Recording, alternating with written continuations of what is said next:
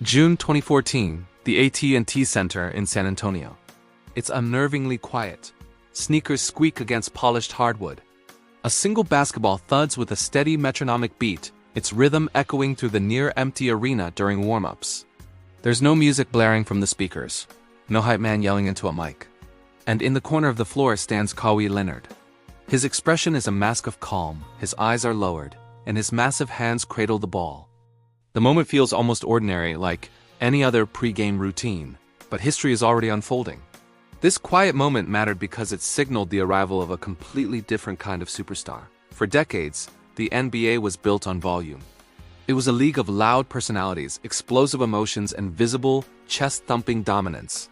Michael Jordan's fire, Shaq's larger-than-life persona, Kobe's Mamba mentality, these were the blueprints for greatness.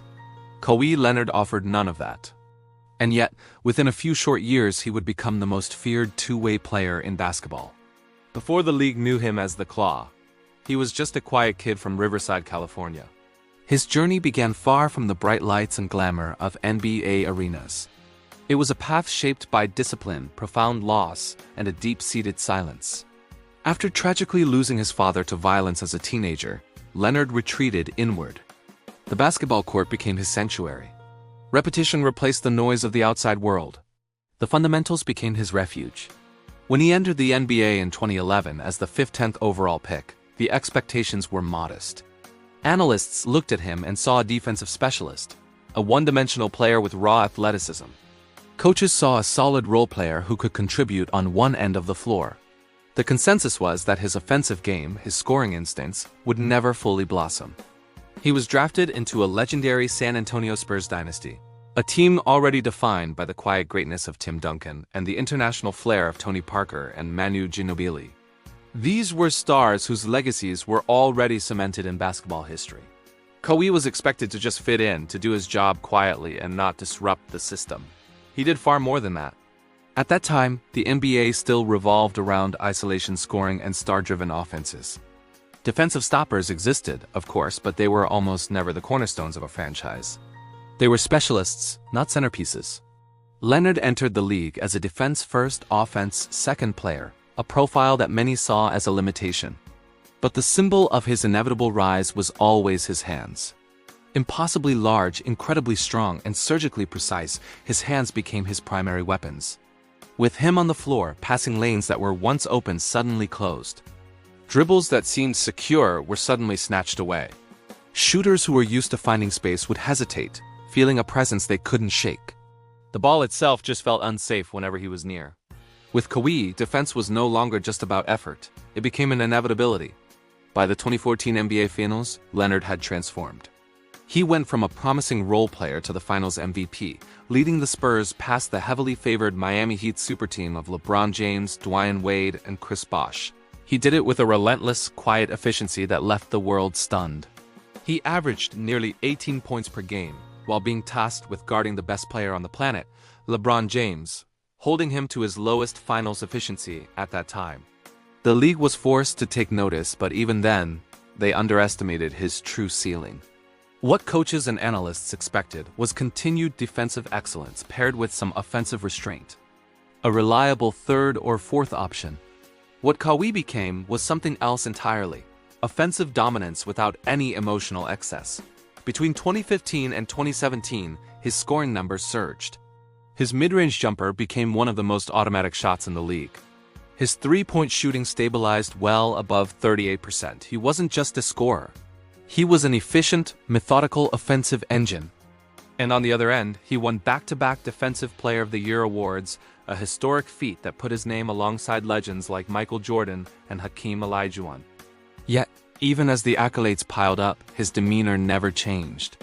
The hands remained steady, his face remained a stoic mask. His work was silent, uncelebratory. Opponents started to describe the experience of playing against him as suffocating. You'd think you had an open lane, and then it would disappear. You'd rise up for a shot, and the window would shrink to nothing. Isolation plays against him simply collapsed. Kawhi didn't gamble for steals or make risky plays. He just waited. He positioned himself perfectly, and when the ball moved, his hands would arrive first. Then came the turning point. In 2017, during the Western Conference Finals against the Golden State Warriors, Leonard landed awkwardly on an opponent's foot and suffered a severe ankle injury. It was a controversial moment that effectively ended the Spurs' championship hopes.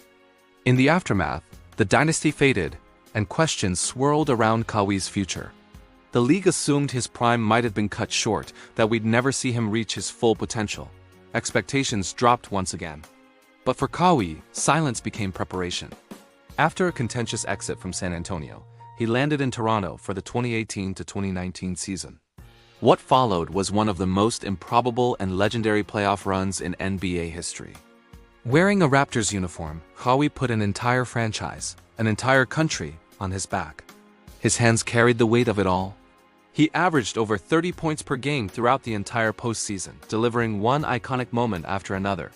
Against the Philadelphia 76ers in Game 7, he hit a buzzer beater that will live forever in basketball lore. The ball bounced on the rim not once, not twice, not 3 times, but 4 times before finally falling through the net. The sound of the silent arena, waiting, echoed like a collective heartbeat across the league. Against the Milwaukee Bucks, he shut down the league's MVP, Giannis Antetokounmpo. And against the mighty Golden State Warriors, he dismantled a dynasty, closing the book on their era of dominance. The Toronto Raptors won their first ever championship. And Kawhi Leonard earned his second Finals MVP trophy, becoming one of the few players to win the award with 2 different teams. And after it all, no grand speeches, no wild celebrations. Just the image of the ball resting quietly in his hands. The transformation was complete. Kawhi Leonard reshaped our very idea of what greatness could look like. He proved that dominance didn't require volume, that fear could exist without noise, that leadership could be silent, communicated through action and will. His methodical two-way style re-centered the value of complete basketball in an era obsessed with offense. Front offices began hunting for wings who could defend and score without ego.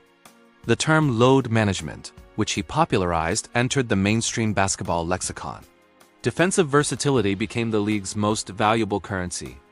And through it all, the hands remained the symbol. They were the tools that stripped stars of their confidence. They turned routine possessions into moments of hesitation. They were the hands that held 2 championship trophies without ever shaking. In the later years of his career, injuries slowed him down. His availability became a constant question mark. Yet, even with the uncertainty, whenever Kawhi Leonard stepped onto the floor, the league still felt that same old tension. That same tightening of space. That same palpable awareness that something could be taken away at any moment. In the epilogue of his story, the image remains simple and powerful. A quiet arena. A steady rhythmic dribble. A pair of massive hands controlling the ball with absolute authority. Kawhi Leonard didn't terrify the league with words, with trash talk, or with fiery emotion. He terrified it with something far more powerful. Inevitability. And even now, when the ball rests in his hands, the silence speaks louder than noise ever could. Thanks for watching.